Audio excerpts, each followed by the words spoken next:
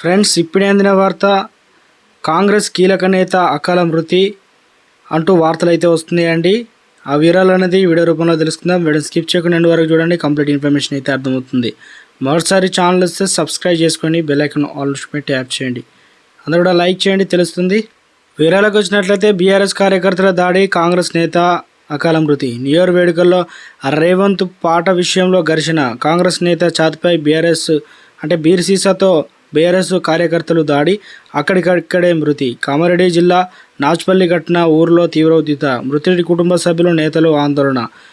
ఇక వివరాలకు వచ్చినట్లయితే మనకు ముఖ్యంగా న్యూ ఇయర్ వేడుకల్లో ఇరు వర్గాల మధ్య నెలకొన్న ఘర్షణ ఒకరి ప్రాణం తీసింది. వేడుకల్లో ముఖ్యమంత్రి రేవంత్ రెడ్డిపై రూపొందించిన ఆడియో సాంగ్ను ఆపాలని బీఆర్ఎస్ కార్యకర్తలు ఆపొద్దంటూ కాంగ్రెస్ నేతలు పట్టుబడడం, ఘర్షణకు దారితీయడంతో ఆపేందుకు వెళ్లిన కాంగ్రెస్ నేతపై బీఆర్ఎస్ కార్యకర్తలు బీరు సీసాతో ఛాతీపై కొట్టారు.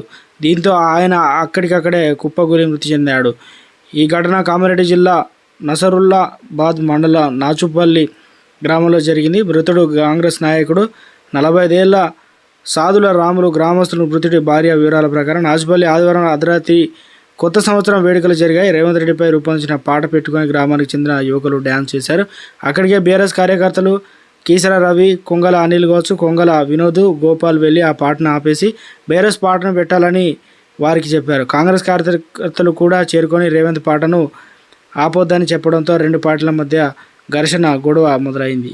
ఈ విషయమై తెలుసుకున్న సాధులు రాములు అక్కడికి వెళ్లారు. రెండు పార్టీలు నచ్చజెప్పే ప్రయత్నం చేశారు. ఈ క్రమంలో బీఆర్ఎస్ కార్యకర్తలు బీరు సీసాతో రాములు ఛాతీపై కొట్టారు.